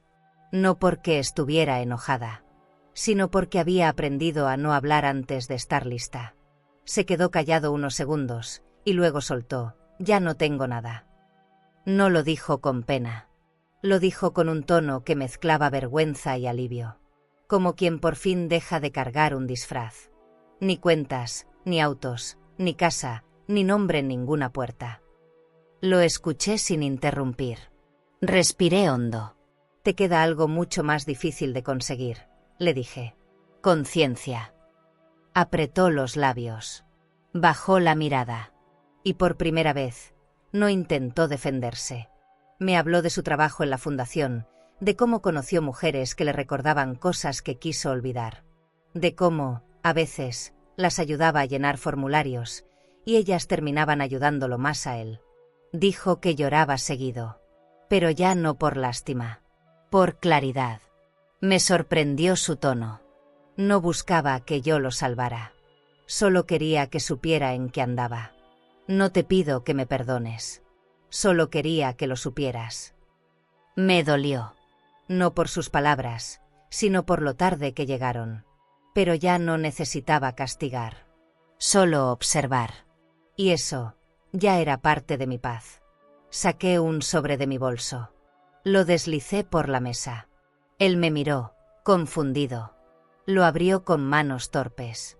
Dentro había un contrato. Un puesto formal en la fundación como coordinador de proyectos sociales. No era un favor. Era una decisión. Hay mucho que puedes hacer con lo que ahora sabes. Pero tendrás que ganártelo. Me miró con los ojos rojos. ¿Por qué? Preguntó. Porque no quiero verte destruir nada más. Ni a ti. Ni a nadie. No dijo nada. Solo sostuvo el sobre como si fuera algo frágil. Como si temiera romperlo con solo respirar. Terminamos el té en silencio. Le dije que era todo por ese día. No le prometí que nos volveríamos a ver. No le di abrazos de consuelo. Solo una despedida honesta, desde donde yo estaba parada ahora. Pagó la cuenta sin protestar. Me acompañó a la puerta. Nos detuvimos un segundo antes de salir. El sol pegaba suave sobre la acera. Tú cambiaste mucho, me dijo. Respondí sin dudar, no. Me encontré. Cruzamos una última mirada. Y me fui. No porque no quisiera quedarme, sino porque por fin entendía que el amor también se demuestra sabiendo cuándo irse. Caminé por la vereda con el corazón tranquilo. No exento de heridas. Pero sí sin peso. Lo había visto. Había escuchado su voz rota. Y no me caí. No me dolió como imaginaba. Había algo sanado dentro de mí que me sostenía, como una columna recién reconstruida después de un derrumbe. Dolores me esperaba en casa con sopa caliente. Me abrazó sin hacer preguntas. Solo dijo, ya está. Y sí, estaba. No perfecto. No redondo. Pero cerrado.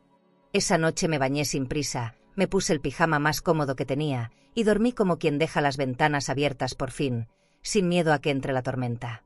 Ver a Esteban entrar por primera vez a la fundación fue como ver a otro hombre. No por la ropa sencilla o la carpeta entre los brazos, sino por la forma en que caminaba. Más despacio, como si estuviera aprendiendo a respetar cada paso. Yo lo observaba a la distancia, desde una oficina lateral. No quería intervenir.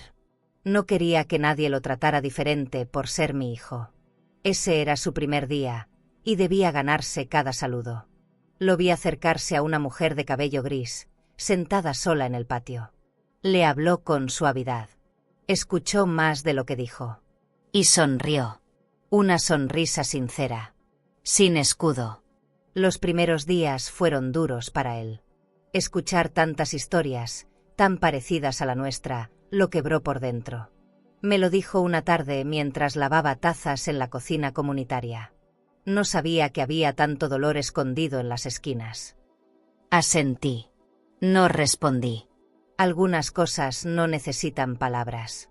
Empezó a encargarse de tareas pequeñas, gestionar donaciones, coordinar actividades, ayudar con trámites bancarios de las residentes. Me sorprendió lo cuidadoso que era. No había rastros del hombre que una vez gritó desde el portón de mármol. Había algo en el que parecía haberse rendido ante lo que antes despreciaba, la humildad. Una de las residentes, doña Mireia, me dijo en voz baja, ese muchacho tiene heridas, pero también tiene manos limpias. Me conmovió esa frase. Porque sí.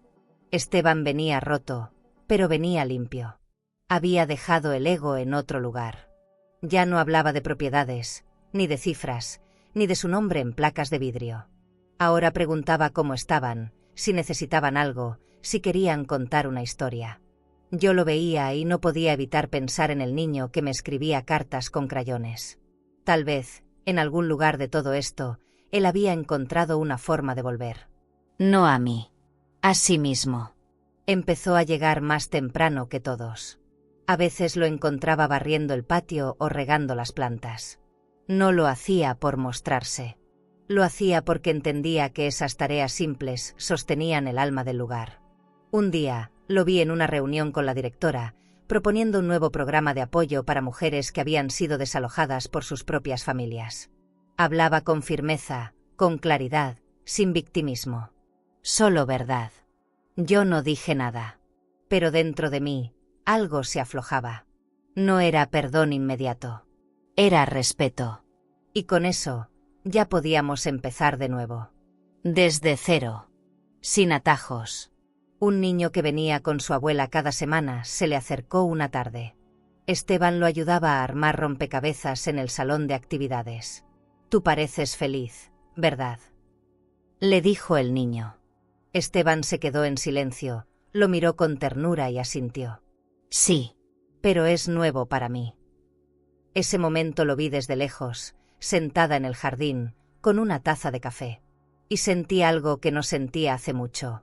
Orgullo. No por sus logros, sino por su transformación.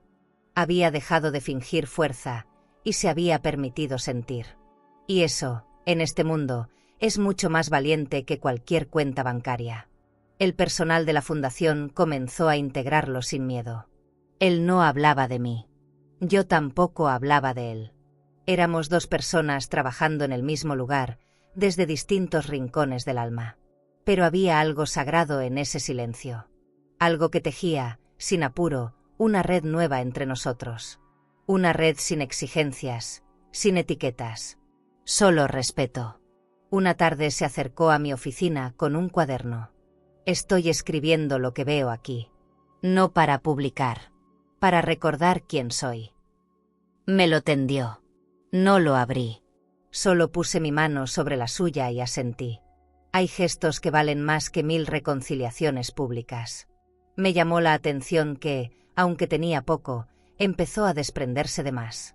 Regaló ropa, donó libros, ayudó a una señora a encontrar un lugar donde vivir con dignidad. Ya no hablaba de él. Hablaba de ellas. De las historias que lo golpeaban fuerte, pero también lo curaban. Una noche, mientras caminábamos por el pasillo, me dijo: «No sé si alguna vez merezca tu perdón, pero quiero seguir mereciendo tu respeto». Le respondí con lo único que tenía para darle en ese momento: mi compañía. Caminamos lado a lado hasta la salida. No hubo abrazo.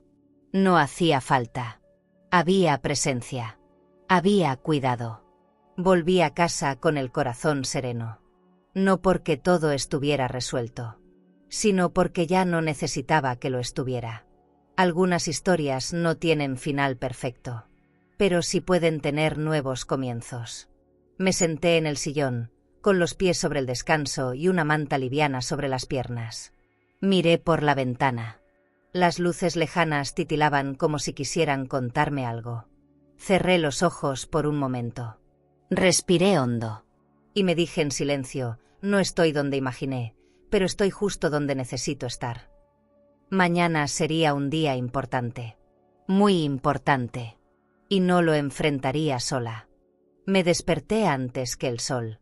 No por insomnio, sino porque el cuerpo a veces se adelanta a los días importantes. Preparé café y lo tomé sentada en el pequeño balcón, envuelta en una manta que ya tenía mi olor. Desde ahí, podía ver cómo el cielo pasaba del gris al naranja suave y cómo el mar se iba dibujando de a poco entre los edificios bajos. Esa vista no tenía mármol ni columnas doradas, pero me hacía sentir rica. Era mi rincón de cielo, donde no llegaba el ruido del pasado, donde solo se escuchaban mis pensamientos y el eco de lo que fui aprendiendo. Ese día se celebraba 1 año desde la donación de la antigua casa. En la fundación habían organizado un pequeño evento para las residentes y el equipo. No lo planearon como homenaje, pero sabían lo que significaba. Me vestí despacio, no para impresionar a nadie, para honrarme. Elegí una blusa clara, un pantalón cómodo y el collar de perlas que Dolores me regaló cuando cumplí 70. Me miré en el espejo. La arruga del entrecejo seguía ahí. Pero ahora no pesaba. Era mi firma. Mi historia escrita sobre la piel. Me sonreí bajito, como quien al fin se reconoce entera. Cuando llegué, la casa estaba llena de vida. Voces, pasos, aroma a pan horneado. El jardín, ese mismo que una vez estuvo seco, ahora tenía flores en cada esquina. Rosas, lavandas, margaritas, plantadas por manos que habían sido olvidadas durante años. Esteban estaba junto a la fuente. Se agachó a recoger una hoja caída. No me vio llegar. Y no importaba. Porque ya no venía a ser vista. Venía a ser parte. Entré a la sala y una mujer me abrazó sin conocerme. Aquí todo cambió desde usted. Me estremecí. No por vanidad. Por la certeza de que cuando una mujer se levanta, muchas otras encuentran fuerza también.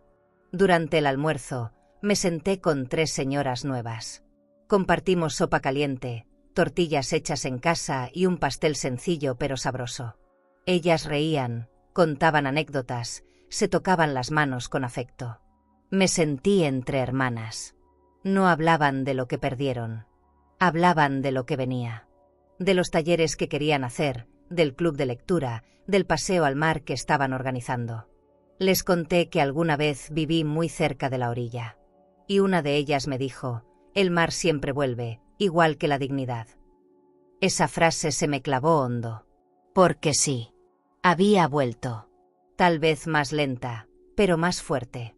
Al terminar, alguien tocó una canción con guitarra.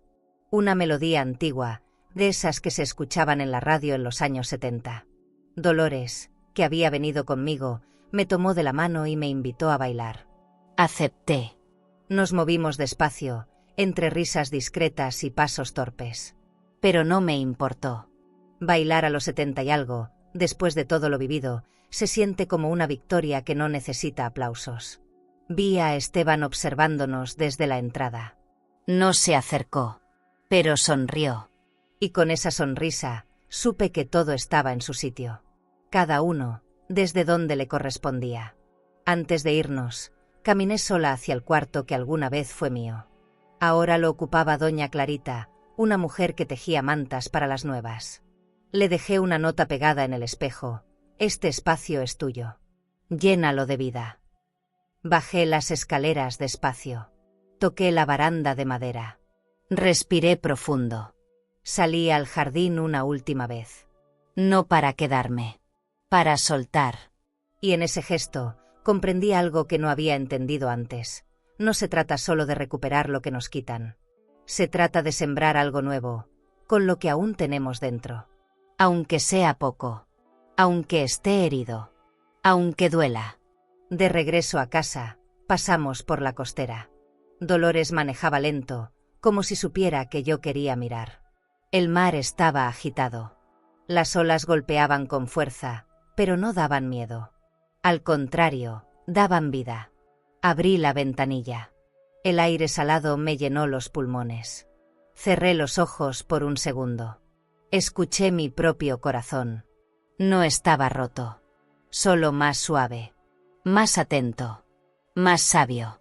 Me sentí libre, como no me sentía desde hacía décadas. En ese instante, no pensé en lo que perdí. Pensé en lo que aún podía construir. Porque la vida, incluso después del derrumbe, florece si la dejas. Esa noche, encendí una vela. Escribí en mi cuaderno, soy una mujer que fue desechada. Pero también soy la que se recogió del suelo con las manos propias. Y volvió a levantarse. Sin permiso. Sin rencor. Con verdad. Apagué la luz. El balcón se llenó de brisa. Me recosté sin miedo a soñar. Sabía que al despertar, la vida seguiría siendo mía. Y eso bastaba. Porque una madre puede ser ignorada por un tiempo, pero nunca para siempre. ¿Alguna vez sentiste que todo lo que diste fue olvidado? ¿Que aquellos a quienes cuidaste con el alma, un día simplemente, te dieron la espalda? Si estás pasando por algo parecido, quiero que sepas algo muy importante. Tu valor no se mide por cómo te tratan los demás, sino por todo lo que sobreviviste sin dejar de amar. Tú no eres una carga. Tú no estorbas. Tú eres cimiento. Fuiste el corazón silencioso detrás de muchas vidas cómodas. Y aunque hoy te sientas en soledad, no estás sola. Aquí, te vemos. Te honramos. Y te recordamos que la edad no es una despedida, es una victoria. Una mujer que llegó a esta etapa merece descanso, amor y, sobre todo, respeto. Si alguna vez te echaron de un lugar que tú misma ayudaste a construir, recuerda lo que hizo Carmen. Se levantó con dignidad, no para vengarse, sino para recuperar lo que le pertenecía. Porque una madre que deja de callar es una fuerza que ni el mundo entero puede detener. Y si aún te duele el rechazo de un hijo, una nuera, una familia que olvidó quién eres, levanta la cabeza. Siéntate en tu mesa con la frente en alto.